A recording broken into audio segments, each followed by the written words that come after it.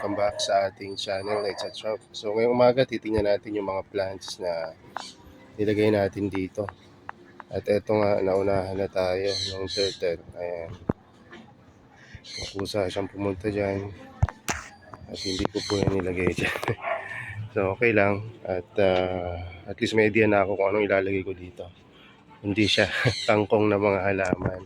Tapos pag gusto niya pumunta, free siya na kumain at mag-swimming dyan. So, ito yung mga plants na nilagay natin kahapon. Hindi ko alam kung okay sila dito. Pero, kung masasanay sila, mas maganda dito sila kasi medyo masikip na yung ating mga lalagyanan dun sa taas.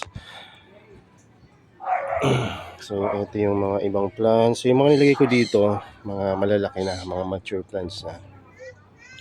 At plano ko rin lagyan ng seedling size, pero dito sa mga cages. Para kung sakasakali hindi makakain ng turtle natin o nung daga pupunta dito. So, parang nanamlay o hindi naman. Matigas naman siya. Pag alam nyo kasing medyo nag-a-adjust pa yung plants, medyo mananamlayan yung parang lantang gulay. Ibig sabihin mas mababa yung humidity kaysa doon sa nakagawian. Kaya ganun. Pero ito okay naman. Normal lang naman siya. So, in-expect ko nga na mas mataas ang humidity dito kasi left and right yung ating tubig. No, kaya lang yung circulation magkaiba kumpara sa kabila. Tsaka mas malaki yung kabila. So, may mga butas rin yan sa baba at sa taas. No? So, titingnan natin kung ano mas magandang growing condition para sa mga highlands. Kasi ang plano ko talaga dito yung highlands. Kaya lang kung ganito ka-init, umaga pa lang, so baka dito ko na nilagay yung ibang mga lowlands. So, baliktad. No? Dito na yung lowlands, doon na sa kabila yung highlands. So, anyway, akit naman tayo doon sa isang growing area.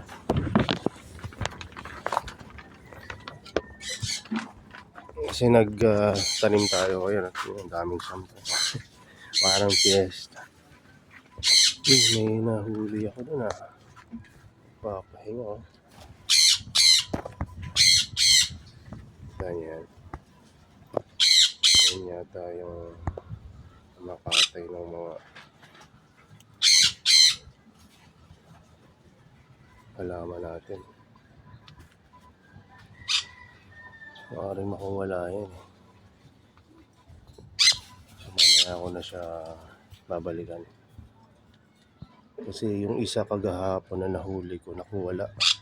Dahil maliit, nakawala siya dun sa gilid. Dahil luma na tong mga natin trap. May mga kalawang na kahit na ilagyan ko ng mga wire or yung alambre. Hindi pa rin Ewan ko kung hindi lang talaga ako magaling mag-ayos. O talagang luma na yung ating trap. So ito nga, may problema tayo dito. Kaya tayo nag-rat trap. Dahil dyan kinakain ng daga yung mga seedling natin. So sa katunayan, marami na rin nawala. No? Buti na lang marami tong halaman natin. Kaya kikita nyo parang ang dami pa rin. Pero may mga casualties na yan. So, lumadang siya talaga siya dyan. Nanginginain siya. Tsaka kaya ayusin na natin. So nagdilig rin tayo kagabi. Ayan. So okay naman. Dito na tayo dito sa ating mas malaking project kagabi. Itong mga lahat ng tissue cultured plants natin ay inilipat na natin sa outdoor. So mamaya gagawa ko ng another video about acclimation kasi maraming mga baguhan sa pag-aalaga na hindi nila mahanap yung mga video natin about sa acclimation, pati yung mga guides para sa beginner. Oh, di ba meron tayong guide dyan? Hindi nila makita kasi daw sobrang dami na ng video. Eh, totoo naman. Kahit naman ako, hirap rin ako mag-search ng mga old videos ko kung hindi ko pa iba-browse isa-isa. Eh, lalo naman syempre yung bago, di ba? Mahirapan siya. So, kaya gagawa natin mamaya ng bago. So, ito yung mga ah na-acclimate natin na galing sa bote. Tingin ko nakatulong yung matagal na lalagay natin, no, dito sa growing area without any special uh, grow light and drop in temperature. Hindi ko lang alam mamaya pag tanghaling tapat kung anong magiging harol nito. Pero hopefully maging maayos pa rin. Dahil hindi biro ang pagtatanim dito at hindi rin biro ang dami nila. So, isa-isang bote, umaabot siya ng 30 to 80 plants based dun sa nagbenta sa akin. Pero sa nakita ko, siguro pinakakonti yung 5. Yung 80 maaari, possible yon. Pero hindi 30. 5 to 80 maaari. Kasi hindi siya ganun consistent. Mga ibon din sa taas. Ginagawang pa to, dating spot ng mga ibon. So anyway, so ganun siya. So pasensya na dun sa iba na nagre-request sana na bibili pero hindi ko na nabentahan kasi tignan nyo naman. Ito yung dahilan kung bakit hindi ako nakapagbenta. May mga na contaminate dun sa ating mga tissue cultured plants. So hindi naman ganun karami pero isinyalis na yun na mag-repat tayo. So nung una nakita ko na merong 2 na contaminated. At nung nirepat ko lahat, nakakita ako siguro ng mga around 5 pa na contaminated na bottles. Minsan pala hindi mo makikita sa labas yung contamination. Maaaring nag-uumpisa sa loob. Kaya ayun ang mahirap. Kaya butin na lang naagapan pa natin at marami pa tayong naisalba. Anong matututunan natin doon? So, wag masyadong patagalin.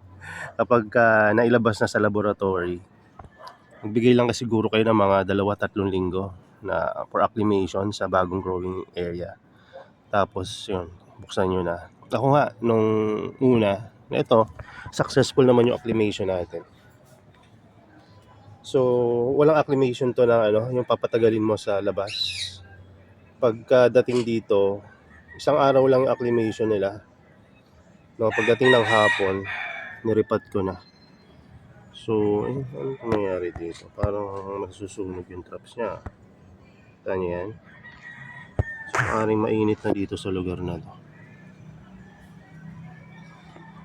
Tingnan ko bakit ganun. Bakit new growth yung nagkaroon ng ganun? Hindi magandang sign yan pagka ganun. Sa iba naman ay wala. At ito yung hindi pa bumubukal. Ayan. Ano kayang problema niyan? May nangyayari yan dun sa iba pero ngayon ko lang nakita yung ganyang stage na mula sa ganyang itsura. So, kaganyan kailangan nating baguhan ng pwesto yan. Saan kaya natin lalagay yan? Palitan na lang natin. Masyadong mainit nga rin dito eh. So ito ang challenge. Hinawakan ko sobrang init. So, paano ito? Karoon tuloy ako ng panibagong problema. Hindi ito kasama sa ibibidyo ko dapat ngayon. Pero ayan, pag nakikita nyo mainit, pwede nyo ilipat eh. Pero tingin ko kaya pa. Kasi mas mainit dito yung nawakan ko. Mas mainit. So then medyo mas malilim. So ayan nyo na. So hayaan ko muna yung isa. Pagka ayan nadagdagan, doon ko na ililipat. So naramdaman ko dito ngayon sobrang init. Kaya buti na lang dumating to kahapon na shading net. So nakatulong na malaki kasi nahaharang niya yung init. At mukhang hindi na nakapasok kahapon yung daga. Kasi ito yung kahapon pa to, yung disgrasya na to. Maaring yung nahuli natin ay yung salarin. Kasi Ayan, ito yung kahapon eh. So hindi pa ako tapos maglipat, eh pa yung natira, ang dami pa niyan. Alam nyo, kukunti na lang yan. Maraming marami akong ina-acclimate sa ilalim ng mga plants. Tulad na ito, tingnan nyo. Sa isang ganito. Ayan, marami yan. Tapos meron pa dyan mga yan. Ayan. So mga cuttings yan. So ano pa ba? Ito. So balik tayo dito sa pag-acclimate ng mga plants. Kung mapapansin nyo sa ibang mga hobby tulad ng mga aquarium fish or kahit na yung ibang mga aquatic na animals, no? Eh nababanggit rin yung acclimation, 'di ba? Pagka magwa-water change, no? 'Di ba? So yung tubig, tinatanggalan ng chlorine, no? Pinapatagal muna para mag-evaporate pa 'yon. Batanggalan ng chlorine, tapos nilalagyan pa ng kung ano-anong mga dahon para ma-kondisyon yung tubig at yung temperature, ganun din. So ganun din sa halaman, no? Kung gusto niyo na less yung chance na madisgrasya niyo yung halaman, lahat gagawin niyo. So kung ito, maganda na rin to, pwede ito sa mga, itong tip na to, pwede ito sa mga matagal na nag-aalaga at pwede rin sa mga beginner, no? So ano ba yung best na pag-aalaga? Kung kami yung tatanungin sa experience namin at sa resources na meron lang kami, ano yung pwede nating ibigay na best setup sa kanila? So kung ako sa inyo, mag-alaga na kayo ng live sphagnumos. Hindi ko kayo binubutol yan. Actually, wala na akong binibenta live sphagnumos ngayon sa time na mapanood nyo to.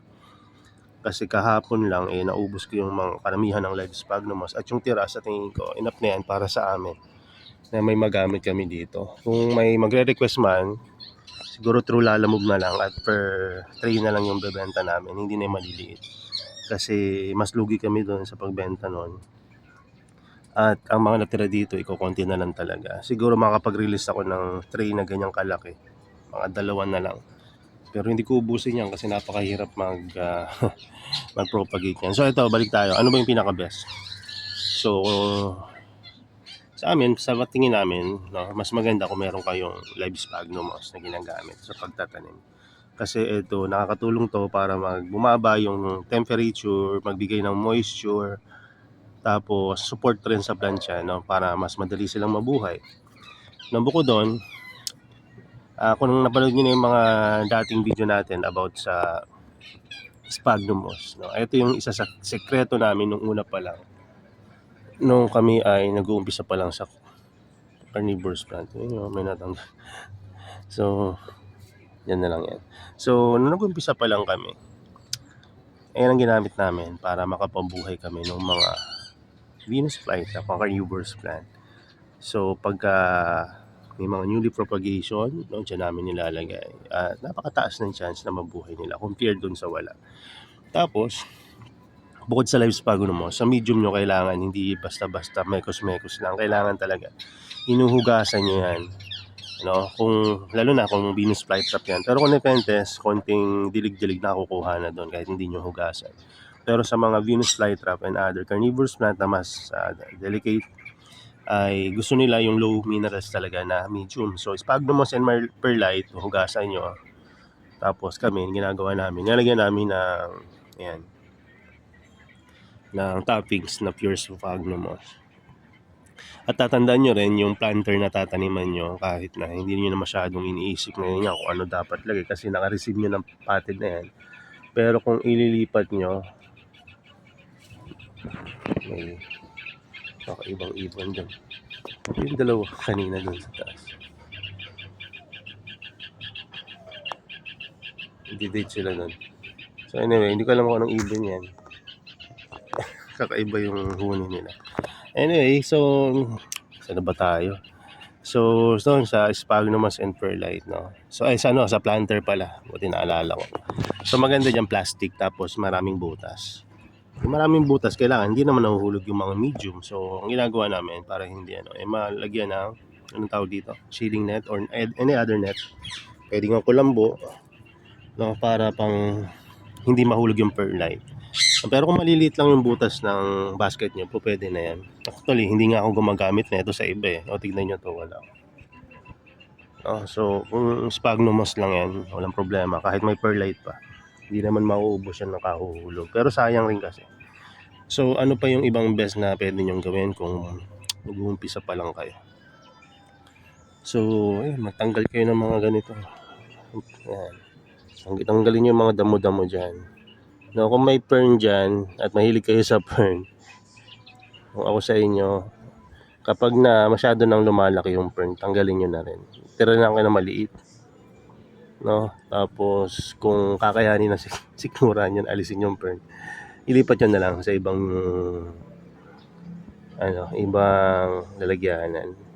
Kaya sinasabi ko na kakayanin nyo. Kasi minsan ang ganda ng fern. Pag nilipat nyo kasi yung fern, namamatay minsan kasi yung ugat nga napuputol rin. Yung ugat pa naman nun napakadami. So, ganun, pag nag-uumpisa kailangan galing-galingan natin. Huwag yung pagkabili, hayaan na lang. Wala, mamamatay yun pagka ganun. Kailangan talaga, hindi naman seryoso na sundin mo lang yung 3 basic na steps nga. So, yun, alam nyo na yung 3 basic steps. Gagawa ko na panibagong video yun, yung super basic. Ito yung para sa atin na nag-aalaga na. Pwede rin naman sa mga beginner, pero baka hindi nyo ma-appreciate yung mga pinagsusukwento ko dito. So, sa dormancy, huwag kayong masyado mag-alala sa dormancy. Iba sinasabi, lalagay ba sa rep? Dry ba? Yung iba kasi sinasabi, dry method. O iba naman, low light method.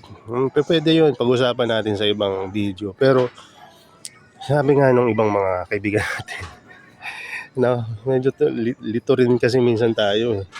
Ano ba talagang dapat gawin? Pero wag niyo lang gagalawin, no?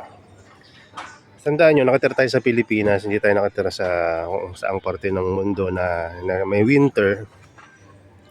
Sa Pilipinas, hayaan nyo lang. Kahit na nagiitim-itim, ang key dyan, wag nyong gagalawin. Pag ginalaw nyo yan, mapupurnada yung kanilang pag-uugat, yung kanilang pagdodorman, kung dormancy yung pinag-uusapan natin.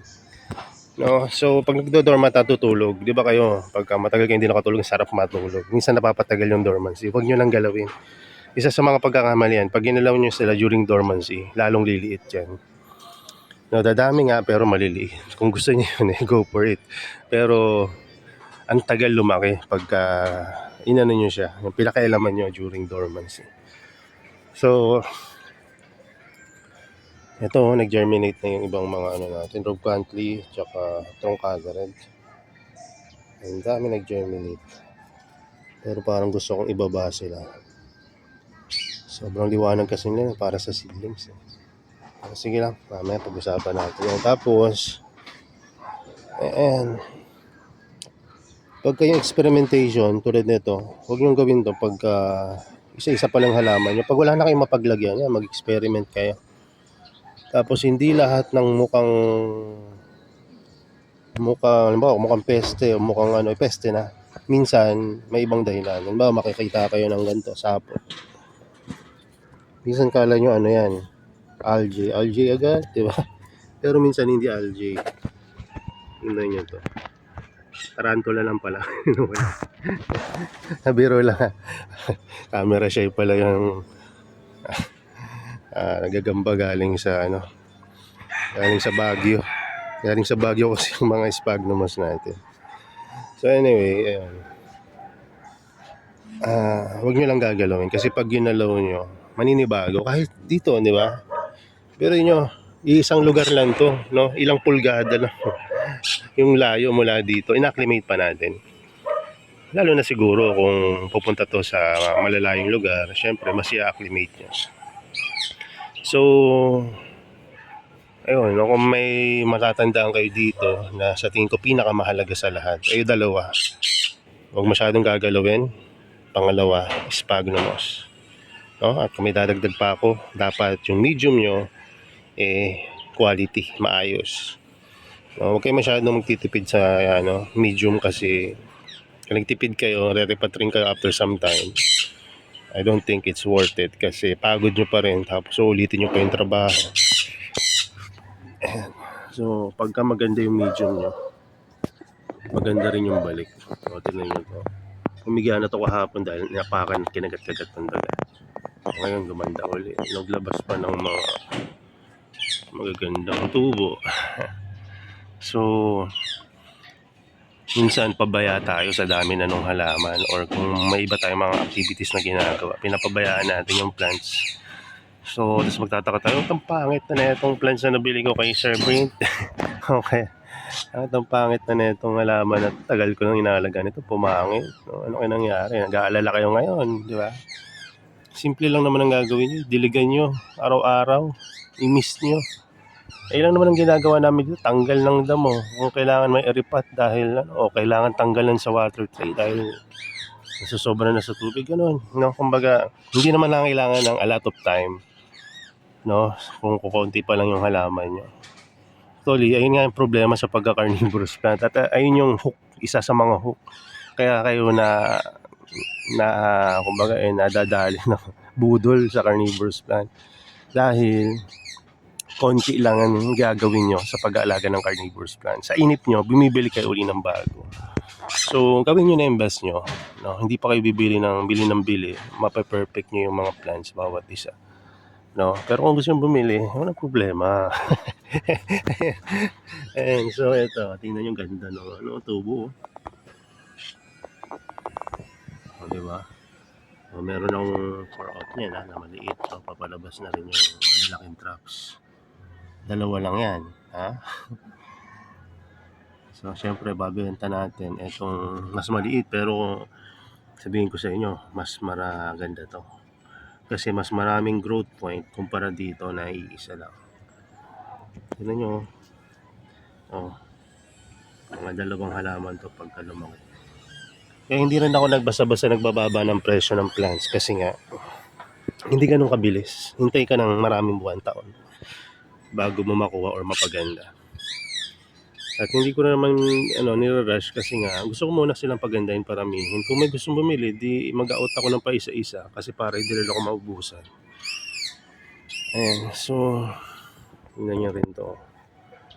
Ang ganda rin, no? Sa outdoor pala ganito itsura niya. Pero sa indoor, pulang-pula yan. Mula ulo hanggang paa. So hindi ko alam kung ma-achieve ko yan dito.